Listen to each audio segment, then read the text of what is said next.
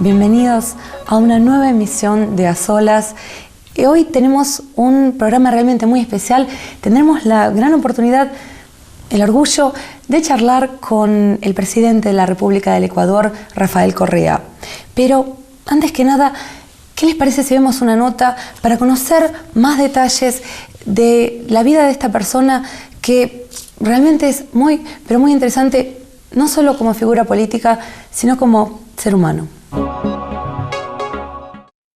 Rafael Vicente Correa Delgado nació en Guayaquil en 1963. En 1987 se graduó como economista en la Universidad Católica de su ciudad natal, donde presentó la tesis titulada Evaluación de los programas de apoyo al sector informal en Guayaquil. En 1991 obtuvo un máster de economía en Bélgica. En 1999, otro máster de ciencias en economía en la Universidad de Illinois, donde finalizó el doctorado. Durante el periodo en que recibió su formación académica, Correa se dedicó paralelamente a la docencia. En 1983 comenzó trabajando como asistente de cátedra y en 1993 fue nombrado profesor principal del Departamento de Economía de la Universidad San Francisco de Quito. Entre 1997 y 2001, trabajó como instructor del Departamento de Economía en la Universidad de Illinois y luego como director del mismo departamento de la Universidad San Francisco de Quito. La carrera política de este joven académico se inició en abril de 2005, cuando el Ecuador intentaba salir de una grave crisis institucional. Rafael Correa es el actual presidente de la República del Ecuador desde el 15 de enero de 2007. Durante su gobierno ha sido creada la Asamblea Constituyente. Asimismo, Correa plantea una mayor participación del Estado en la renta del petróleo, junto con dar comienzo a un plan de control de armas, además de otras importantes medidas sociales.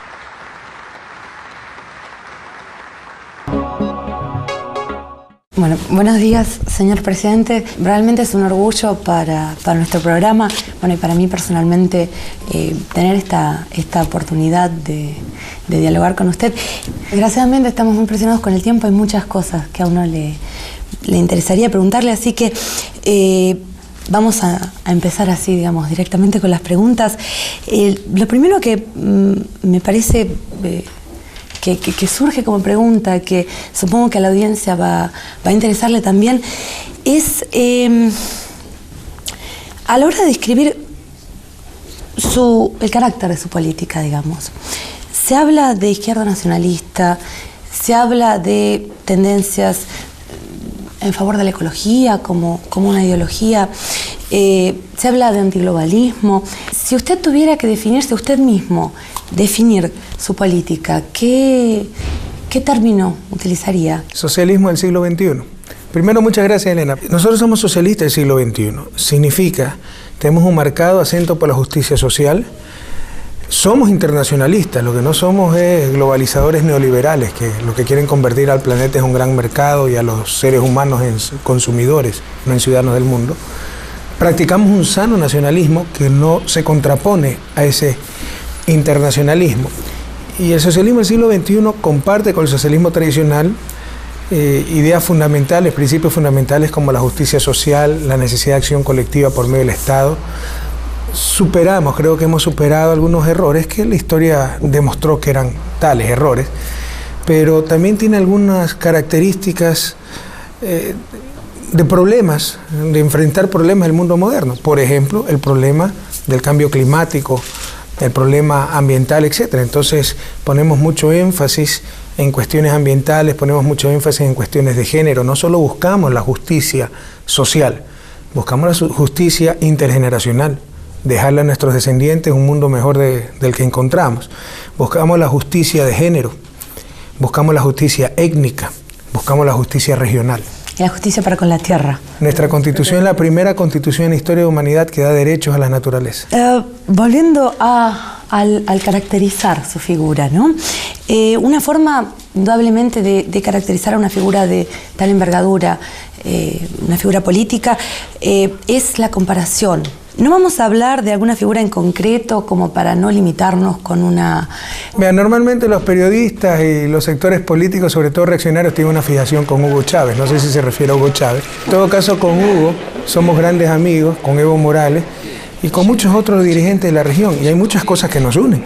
El espíritu bolivariano, el espíritu integracionista, el espíritu nacionalista sanamente entendido, el rechazo a toda la explotación, expoliación de nuestros recursos.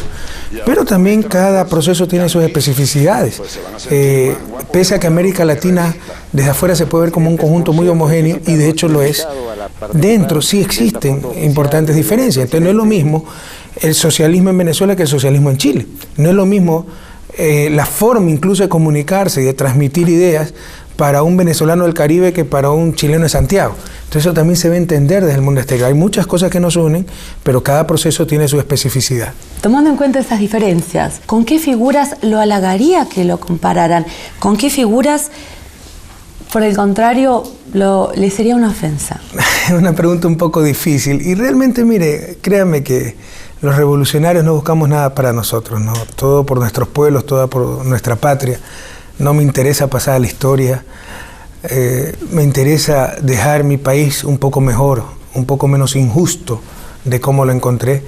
Pero si quiere, sí me molestan los estereotipos. Entonces que de repente ustedes, como no se comportan como siempre se han comportado los anteriores presidentes, no son estadistas y son populistas. Todo lo que las élites nacionales e internacionales no entienden es populismo, o todo lo que va contra sus intereses, o todo lo que no quieren entender. Entonces esos estereotipos me molestan, ¿no? O sea, creer que el buen presidente es el que nunca pierde la paciencia, el que siempre está bien vestido, pulcramente. Y yo creo que uno de los éxitos de nuestra gestión es que la gente nos ve como ciudadanos de carne y hueso, que tenemos una gran responsabilidad, tenemos virtudes pocas y muchísimos defectos. Entonces me molestan esos estereotipos. Pero que figuras que admiro, por ejemplo, el Che Guevara, su integridad, su ilimitado espíritu de sacrificio. Figuras que admiro, un Gandhi, con su no violencia. Fíjese que tal vez es otra visión que la del Che Guevara, pero todos tienen cosas extremadamente importantes a las cuales seguir. Figuras que admiro dentro del país, un Leonidas Proaño, el obispo de los pobres, un José Gómez Izquierdo, dirigente indígena como Tránsito Amaguaña, que hace pocos meses acaba de fallecer. Entonces hay muchos ejemplos a seguir en la vida. Yo personalmente no aspiro a compararme con ninguno de ellos, ¿no? Y lo que me molesta grandemente son los estereotipos y cómo nos quieren obligar a seguir ciertos modelos de supuestos estadistas que han sido un desastre completo en nuestros países, o sea que han quedado muy bien en los cócteles internacionales, pero para sus pueblos han sido grandes traidores. Ahora, no a la hora de definirse, ¿no? Pero sí a la hora, como usted decía, de excluir aquello que no tiene que ver con lo que uno está buscando, digamos, ¿no? Usted, por ejemplo, se ha expresado bastante, bueno, podríamos decir categóricamente sobre... Encontró un buen término. El expresidente de los Estados Unidos, George Bush. No vamos a ahondar en ese tema. ¿Pero quién no se ha expresado categóricamente el expresidente de Estados Unidos? Simplemente en lo que refiere al presidente actual. ¿Le parece que ya le ha dado suficiente fundamento como para formarse una opinión sobre él? Sí, y yo lo conocí personalmente en la reunión que tuvimos, me parece que fue en Dominica, no recuerdo exactamente el lugar. Tuve la oportunidad de conversar con él. Me parece que es una buena persona, me parece que es una persona sincera, bien intencionada. Ahora, eso no es suficiente. Temo que no dirige todo el aparato de Estados Unidos, es un aparato tan complejo, un aparato al que no se pertenece, es un outsider el presidente Obama. En consecuencia, pues, por ejemplo, puede haber estamentos militares que tienen su propia agenda, puede haber estamentos de inteligencia de Estados Unidos que tienen su propia agenda, puede haber poderosos intereses económicos, complejos industriales, productivos industriales que tienen su propia agenda. Así que lo que temo es que, pese a sus buenas intenciones, no pueda cambiar el sistema el presidente Obama. Y hasta ahora eso es lo que vemos, eso es lo que notamos. Por ejemplo, el bloqueo con respecto a Cuba. Por ejemplo, el golpe de Estado en Honduras. Si hubiera una posición mucho más firme en los Estados Unidos, mañana se acabaría el golpe de Estado en Honduras, pero no la hay. Entonces, Mi temor es que pese a las buenas intenciones y a que considero al presidente Obama una buena persona, lamentablemente el aparato, la inercia del aparato norteamericano lo rebasa. Mi pregunta va dirigida un poco a entender, digamos, cuáles son las características, las particularidades de la postura, la línea, digo una vez más, que usted está definiendo para con los Estados Unidos. Por un lado, usted ha tomado decisiones importantes, digamos, notables, por llamarlo de alguna forma modesta. Pero ahí, Elena, si me permite una aclaración y una acotación, no soy yo el que tome esas decisiones, es el pueblo ecuatoriano, porque si los pueblos no tienen voluntad de cambio es imposible lograr ese cambio. A mí me tocó estar coordinando, si usted quiere, estos tiempos de profundos cambios.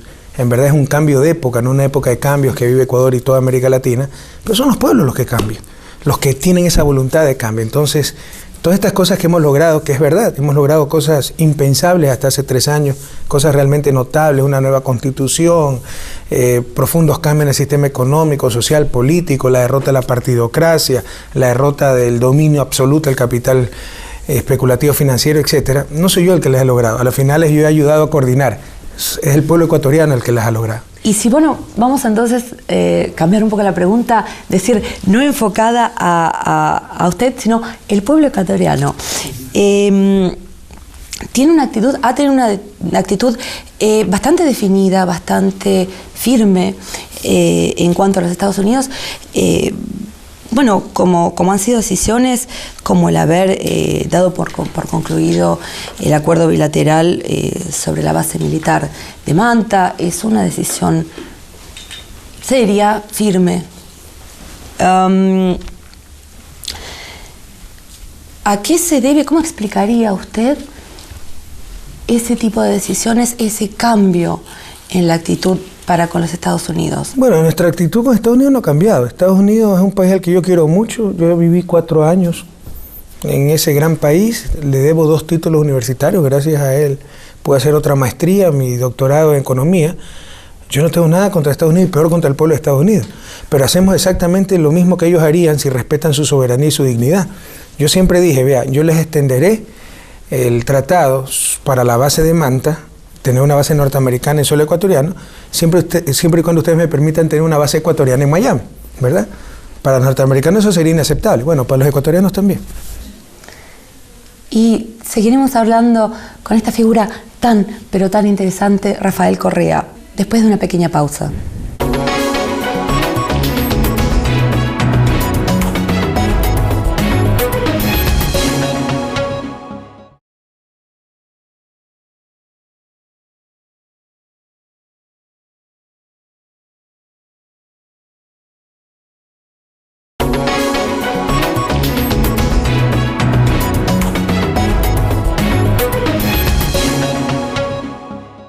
Y ahora sí, entonces, podemos seguir nuestra conversación con el presidente de la República del Ecuador, Rafael Correa. Ahora, ¿qué pasa si hablamos entonces de una cuestión de dignidad, de soberanía, de respetar lo que, porque si para otros es inaceptable, tiene que ser aceptable para nosotros?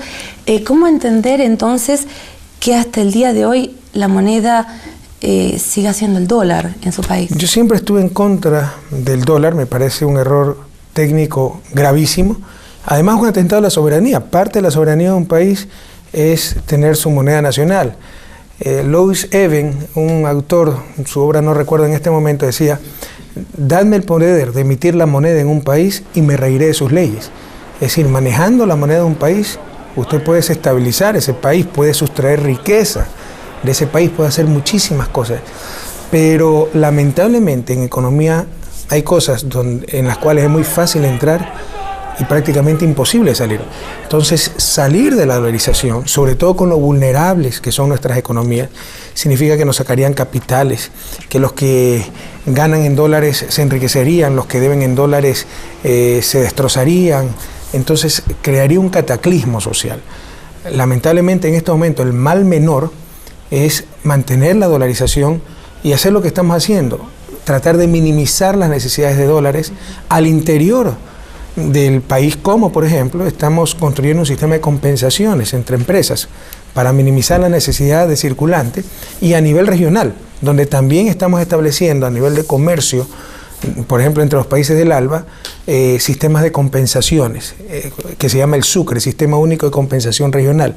¿Qué significa esto? Si Venezuela nos vende 100 millones de dólares y nosotros le vendemos 70, en principio se hubieran necesitado 170 millones de dólares para realizar esas transacciones. Con este sistema de compensación, lo único que tendríamos que hacer es traspasarle 30 millones, la diferencia a Venezuela, y cada país cobraría a sus importadores en moneda nacional y pagaría a los exportadores en moneda nacional. La estrategia ahí es minimizar la necesidad de dólares para no ser tan dependientes de una moneda extrarregional, pero fue un grave error. Ahora, algunos dicen, es inconsistente, usted dice que la dolarización fue un grave error, ¿por qué no sale la dolarización? No hay ninguna inconsistencia, estamos eligiendo el mal menor. O sea, siempre pongo ejemplo, yo puedo quejarme de mi matrimonio, que mi esposa es insoportable, que sufro mucho, pero creo que el divorcio es mucho más costoso que aguantar un mal matrimonio. Entonces no hay ninguna contradicción en eso. En un futuro, ¿usted evalúa que esta es una situación que es solucionable? En el futuro la solución es ir a una moneda regional, y eso es lo que está proponiendo el Ecuador, y estamos avanzando en ese sentido. La compensación de intercambios a nivel regional y la creación de una moneda electrónica va a ser un paso para, en el futuro, Dios quiera no muy lejano, tener una moneda regional al estilo de la Unión Europea. Para eso todavía se necesita la coordinación de las políticas monetarias, la coordinación de los bancos centrales, la creación de un fondo de reserva del sur. Todo eso ya está propuesto y ya estamos avanzando. Le insisto, el sistema de compensación es un primer paso. Entonces, la salida en el mediano y largo plazo creemos que es ir a una moneda regional. Vamos a cambiar un poco, vamos a referirnos a medidas que usted ha tomado en su mandato con respecto a aspectos más bien sociales. De hecho, bueno, incluso antes de su mandato, se siente una postura, una tendencia a querer acercarse a la gente. Tengo entendido que usted habla quechua, que ha estado viviendo con poblaciones indígenas. Bueno, yo no hablo ni español bien, ¿no? Pero el quichua lo hablo más o menos nomás. Soy principiante porque pasé un año trabajando como voluntario con indígenas. Después de haber pasado una experiencia tan interesante, tan particular, si tuviera que definirla, ¿cuál ha sido la lección que le ha dejado esa experiencia? Yo he tenido la oportunidad de estudiar en varias partes, en Europa, Estados Unidos, maestrías, doctorado. Y créame que mi mejor posgrado sigue siendo ese año que pasé de voluntario. ¿Y por qué tomé esa decisión cuando me gradué de economista? Porque dije, no conozco nada de los indígenas. Cuando me hablaban del problema indígena en el Ecuador, yo decía, ¿cuál es el problema indígena? Puede estar un año en Zumbagua, me di cuenta que el problema indígena es la pobreza, la exclusión. Cómo los indígenas, que eran dueños de la tierra donde hoy vivimos, mucho antes de la llegada de los españoles, hoy son prácticamente extraños en su propia tierra. Pero también, cuidado, uno de los graves errores que se cometen es mitificar el mundo indígena, ¿no? Así como hay grandes valores en el mundo indígena, hay graves problemas en el mundo indígena. Pero en nuestro país aún hay sectores que cuando usted empieza a hablar estas cosas, lo acusan de racismo, discriminación, y realmente causa indignación, ¿no? Porque uno sí ha vivido, trabajado. Es necesario desarrollar una capacidad autocrítica en el movimiento indígena, en los dirigentes indígenas. Pero le insisto, o sea, para mí ha sido todavía el mejor posgrado, un posgrado de vida, un posgrado de aprender un mundo, de conocer un mundo. Si seguimos, digamos, en el aspecto humano, ¿no? ¿Cómo le parece, cuál es el futuro que le gustaría, de su país, que le gustaría dejarle a sus hijos y en general a generaciones futuras? Lo he dicho, lo dije en mi discurso inaugural la primera vez que asumí la presidencia en enero del 2007. Yo no busco una patria con opulencia. Creo que los latinoamericanos somos gente sencilla, no queremos la opulencia, la acumulación, el hiperconsumismo, pero tampoco queremos la miseria que existe, la desigualdad, la inequidad. Entonces lo que buscamos es el buen vivir, es decir, una patria justa, equitativa, donde la gente pueda vivir dignamente, en condiciones similares, con respeto a las diferentes culturas, con respeto a la naturaleza, una patria sin opulencia, pero sin la miseria que tenemos en Ecuador. ¿Y cuál le parece que es el camino real, digamos, si hablar en términos concretos para llegar a ese modelo, digamos? Más justicia, más producción.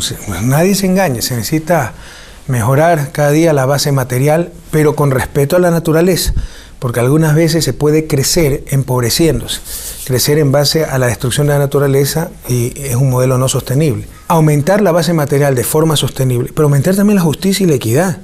Yo no creo en el igualitarismo extremo, creo que sí, que se debe premiar la excelencia, que el que más se esfuerza debe tener un poco más, pero tampoco creo en esas, nadie puede creer con algo de sensibilidad social en esas intolerables diferencias que se ven en América Latina, que es, dicho sea de paso, el continente más desigual del mundo. Entonces es uno de los grandes desafíos, una mejor distribución del ingreso, aumentar la base material, pero con mucha más justicia, con mucha más inequidad, para que no haya esos extremos insultantes que se ven actualmente en América Latina. Es inevitable de todos modos marcar ciertos puntos en común con las posturas que están teniendo otros líderes en América Latina. Por ejemplo, lo que estamos diciendo, lo que está diciendo de una cuestión de una distribución más justa de la riqueza, ¿no? De hecho, bueno, se habla de una nueva generación de líderes en América Latina. Si salimos un poco de América Latina, lo vemos en un contexto internacional. ¿Qué países le parece que estarían, no quisiera usar la palabra apoyo, estarían en armonía con este nuevo fenómeno, si podemos llamarlo un fenómeno, que está surgiendo en América Latina? Bueno, es un poco difícil evaluar. En América Latina es claro que el siglo XXI ha visto el derrumbe de esa barbaridad, esa ideología disfrazada de ciencia que se nos impuso.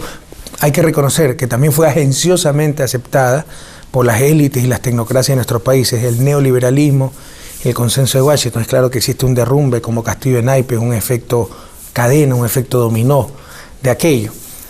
En general, nosotros nos estamos acercando a países que al menos a nivel internacional tienen nuestra propia visión, es decir, buscar un mundo multipolar, democratizar las instituciones internacionales, como es el caso de Rusia, ¿verdad?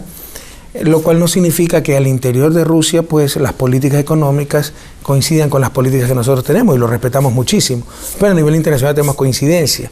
Tenemos coincidencia con países que siempre han defendido un sano nacionalismo, que siempre se han opuesto al neocolonialismo.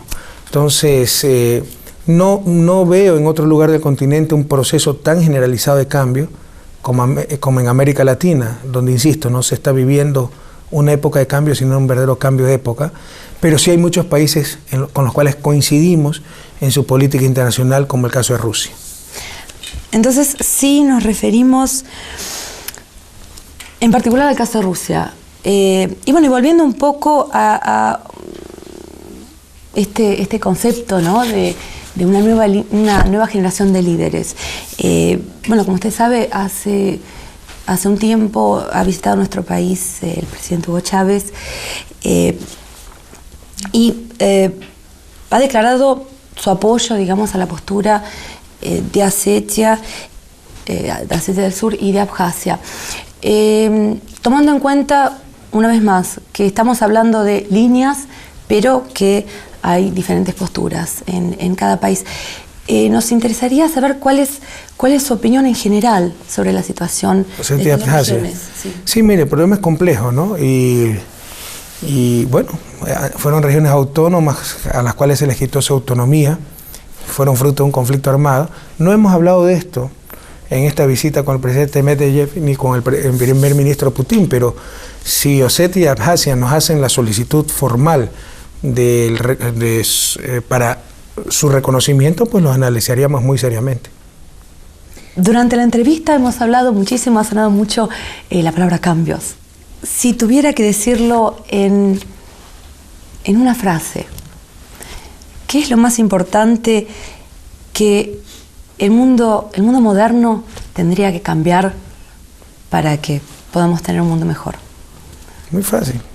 Más que cambiar, buscar justicia social. Aquí hemos tenido un mundo totalmente dominado por los grandes poderes y básicamente por el poder de capital. Si usted analiza, todo estaba en función de capital. Y al ser humano se le ha convertido en un instrumento más de acumulación de capital. La tan cacareada globalización que ha sido. nada más que tratar de hacer un gran mercado global, no una gran sociedad global, nada más tratar de convertirnos en consumidores globales, no en ciudadanos globales.